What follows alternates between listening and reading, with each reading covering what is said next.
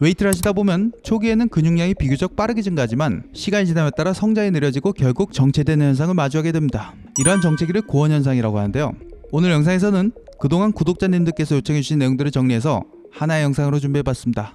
영상을 시작하기 앞서 오늘 영상에서 이런 고원현상을 극복하기 위한 어떤 대단한 해결책을 제시하지는 못한다는 점을 먼저 말씀드립니다. 이 내용들을 요청해주셨던 분들이나 이런 현상이 왜 일어나는지 궁금하신 분들께서 주로 시청해주시면 좋겠습니다. 먼저 이런 고원현상이 왜 일어나는지 한번 살펴보겠습니다. 웨이트를 처음 시작할 때는 근육이 상대적으로 빠르게 성장하는 것을 경험하지만 이후 꾸준한 트레이닝에도 불구하고 근육 성장이 더뎌지고 결국 정체되게 됩니다. 그동안 저희 채널에서 다뤘었던 지방을 분해하거나 저장하는 호르몬 신호가 있는 것처럼 우리 몸은 다양한 신호에 의해 작동되는데 근육도 특정 신호에 의해 조절됩니다. 특히 엠토르 컴플렉스 1이라는 단백질 복합체는 근육 성장과 관련된 중요한 신호 전달자로서 다음과 같은 상황에서 주로 활성화됩니다. 먼저 아미노산, 특히 류신이 충분히 공급될 때, 그리고 아미노산이 충분한 상태에서 인슐린이 분비될 때, 그리고 웨이트 트레이닝과 같은 기계적 자극이 가해졌을 때, 이러한 다양한 신호들을 통합하여 단백질 합성을 촉진하고 결과적으로 근육 비대를 일으킵니다. 그러나 장기간 반복적인 트레이닝으로 인해 이러한 신호에 의한 반응성이 감소하는 동화 저항 현상이 발생하게 됩니다.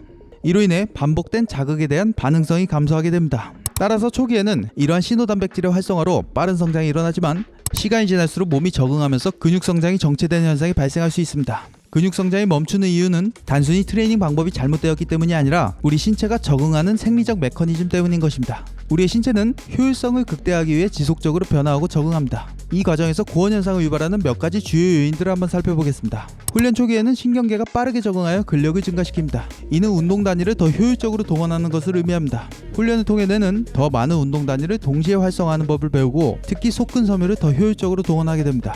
하지만 트레이닝을 지속하면서 신경계가 동일한 부하에 더 효율적으로 대응하게 됩니다. 이러한 신경계 적응은 근력 향상에는 도움이 되지만 장기적으로는 운동 단위의 효율성이 안정화되면서 추가적인 자극이 감소할 수 있습니다. 두 번째로, 트레이닝을 지속하다 보면 근육은 대사 스트레스를 더 효율적으로 처리하게 됩니다. 이전 영상들에서 근육 성장을 촉진하는 세 가지 가설 중 하나로 대사 스트레스를 소개해드렸었죠. 이러한 대사 부산물은 성장인자의 발현을 촉진하여 근육 성장 신호를 활성화하는 역할도 하는데 지속적인 트레이닝을 통해 근육은 이러한 대사 스트레스에 적응하게 됩니다. 먼저 세포 내 에너지를 만드는 기관인 미토콘드리아가 더 많이 생성되어 우리 몸에서 에너지를 교환할 수 있는 일종의 화폐라고 볼 수 있는 ATP 생산과 이러한 에너지 대사 시스템의 효율이 증가하여 근육의 pH 완충 능력이 향상됩니다. 이전 영상들에서 이런 대사 부산물로 인해 세포 내 pH가 낮아지면 에너지 대사 과정에 관여하는 효소들의 기능을 저하시키며 에너지 생산에 차질을 초래할 수 있다고 했었죠. 이러한 적응으로 인해 동일한 운동 강도에서 대사 부산물의 생성이 감소하면서 근육 성장을 위한 자극도 감소하게 됩니다. 이는 잘 훈련된 사람이 초보자보다 같은 운동에서 피로를 덜 느끼는 이유이기도 합니다. 세 번째로, 근육 성장을 제한하는 단백질인 미오스타틴이 있습니다. 우리 신체에서 근육 조직은 유지하는데 많은 에너지가 필요로 하는데 이 미오스타틴은 우리 몸이 불필요한 에너지를 낭비하지 않도록 하는 일종의 생존 메커니즘입니다.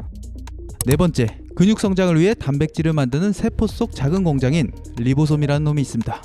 리보솜은 일종의 단백질 설계도인 mRNA를 읽고 아미노산을 조합해 새로운 단백질을 만들어내는 역할을 하는데 웨이트 트레이닝, 저항 운동은 더 많은 리보솜을 만들도록 자극하여 단백질 합성 능력을 향상시키고 리보솜의 단백질 합성 효율을 증가시킵니다. 하지만 같은 운동 자극이 장기간 반복되면 우리 몸은 효율적으로 적응하려고 합니다. 시간이 지나면서 우리 몸은 자극에 익숙해지고 아까 살펴봤었던 동화작용 신호가 약화되면서 리보솜의 생성과 활성화도 감소하게 됩니다. 또한 리보솜 RNA를 생성하고 유지하는 데는 많은 에너지가 필요로 합니다. 이는 세포 전체 에너지 소비의 약 60%를 차지할 수 있습니다. 그래서 장기간 반복적인 운동 후에는 몸이 불필요한 에너지 낭비를 막기 위해 리보솜 생성을 제한하려고 합니다. 마지막으로 근육세포 내 리보솜의 밀도는 무한정 증가할 수 없으며 일정 수준에 도달하면 더 이상 밀도가 증가하지 않고 정체 상태에 도달합니다. 결국 이러한 이유들로 인해 근육 성장 속도가 느려지거나 정체되는 고원현상이 발생할 수 있습니다. 이번에는 구독자님께서 요청하신 내용인 체지방 감량과 근육 성장의 관계에 대해 한번 살펴보겠습니다. 이는 신체 내 생리적 요구사항이 상반되는 것처럼 보입니다. 근육 단백질 합성은 많은 에너지가 필요한 과정으로 신체는 충분한 에너지가 공급되지 않으면 새로운 근육 조직을 만드는데 어려움을 겪게 됩니다. 반대로 지방 감량은 칼로리가 부족한 상태에서 일어납니다. 칼로리가 부족한 상태에서는 테스토스테론과 IGF-1과 같은 동화 호르몬이 감소하고 코르티졸 같은 이하 호르몬이 증가합니다. 이러한 호르몬 환경은 근육 성장에 불리하게 작용할 수 있습니다. 또한 칼로리 제한 중에는 낮은 에너지 수준을 감지하는 AMPK가 활성화되면서 엠토르 컴플렉스 1의 신호를 억제하게 되는데 이는 단백질 합성과 근육 성장을 위한 신호가 제한된다는 것을 의미합니다. 그렇다면 이 두 가지 목표를 동시에 달성하는 것은 불가능할까요? 반드시 그렇지는 않습니다. 일단 체지방률이 높은 사람들과 처음 운동을 시작하시는 분들 혹은 오랜 휴식 후 다시 훈련을 시작하시는 분들은 이 두 가지 목표를 어느 정도 동시에 달성할 수 있습니다. 하지만 꾸준한 근력 운동을 통해 이미 정체기를 겪고 계신 분들께서는 이 두 가지 목표를 동시에 달성하는 것이 상대적으로 더 어려울 것입니다. 이와 관련해서는 뒤에 다른 내용들과 같이 한번 다뤄보겠습니다.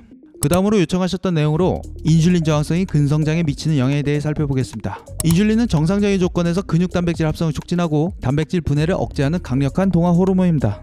근육 단백질은 합성과 분해가 동시에 유기적으로 일어나는 과정으로 단백질 합성률이 분해율을 초과할 때 근육 성장이 일어납니다.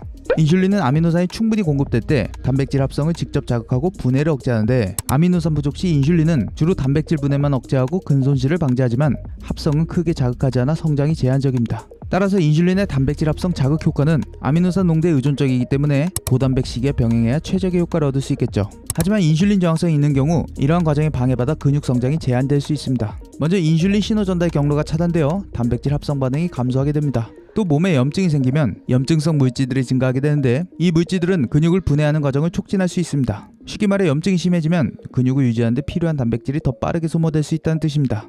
마지막으로 인슐린 저항성은 미토콘드리아 기능을 약화시켜 에너지 생산 능력을 감소시킵니다. 이로 인해 근육 성장을 위한 에너지가 충분히 공급되지 않을 수 있습니다. 따라서 인슐린 민감성을 개선하는 것이 근육 성장과 지방 감량 모두의 중요한 단계인 것입니다. 구독자님께서 인슐린 저항성을 먼저 개선해야 될지 아니면 근육 성장에 먼저 집중해야 될지 질문 주셨던 것 같은데요. 두 과정 모두 운동은 동일하게 적용될 것입니다. 하지만 먼저 인슐린 저항성을 개선하기 위해 식단을 조절하는 것이 권장됩니다. 이 과정에서 섭취 칼로리, 특히 탄수화물 섭취를 줄여야 할 수 있으므로 트레이닝 강도가 약간 감소할 수 있습니다. 일단 인슐린 저항성 개선과 체중 감량을 우선적으로 계획하시는 분들이 이러한 고원 현상을 극복하는 것은 현실적으로 더 어려워 보이지만 몇 가지 가능한 방안들을 생각해 보겠습니다. 일단 근육 단백질 합성에 무엇보다 중요한 것은 바로 양질의 트레이닝이겠죠. 근비대를 위한 최적의 트레이닝에 대해서는 이전에 자세하게 정리한 영상이 있으니 꼭 한번 확인해 보시고요. 내가 충분한 트레이닝 볼륨, 강도, 휴식을 적절히 계획하고 있는가를 체크해 보시고 한 근육군의 다양한 운동들로 선택하여 구성하는 것도 도움이 되겠습니다. 이에 못지않게 중요한 것은 영양이겠죠. 근비대를 위한 최적의 식이 방법, 그리고 간헐적 단식을 하는 사람들을 위한 식사 전략에 대한 영상은 이전에 다뤘었는데요. 이 내용도 링크를 남겨놓겠습니다. 오늘은 간헐적 단식을 하시는 분들뿐만 아니라 체중 감량을 시도하는 사람이 이러한 정체기를 극복하기 위해 고려할 수 있는 방법들을 생각해 보겠습니다. 간헐적 단식을 하시면서 최적의 근육 성장을 하시려는 분들에게는 보통 두 끼의 식사를 나눠 드시니 한 번에 많은 단백질을 섭취할 수밖에 없게 됩니다. 이와 같은 방법은 이전 영상들에서 살펴봤듯이 가능한 전략이지만 체중 감량을 시도하면서 최적의 근육량을 얻고 싶으실 때 간헐적 단식, 꼭 16대8 시간 틀에 딱딱 맞춰서 단백질을 보충하기보다는 중간중간 혈당을 자극하지 않게 계획해서 단백질을 섭취하는 것도 좋은 전략일 수 있겠습니다. 그리고 근육 단백질 성장을 촉진하는 핵심 아미노산인 류신의 섭취가 중요한데요. 류신이 풍부한 단백질군들을 식사로 구성하는 것이 좋겠습니다. 또 다이어트 중에는 아무래도 탄수화물 섭취량이 많이 줄어들게 되므로 탄수화물 섭취를 전략적으로 배치하는 것입니다. 트레이닝 전후 탄수화물 섭취는 인슐린 수준을 최적화하며 앞서 살펴본 바와 같이 단백질 분해를 억제하고 글리코겐 재합성을 촉진할 수 있습니다. 그리고 중요한 것은 수면을 최적화하고 스트레스를 관리하는 것입니다. 수면 부족은 인슐린 저항성을 악화시킨다고 했었죠. 또 동시에 근육 회복을 방해합니다.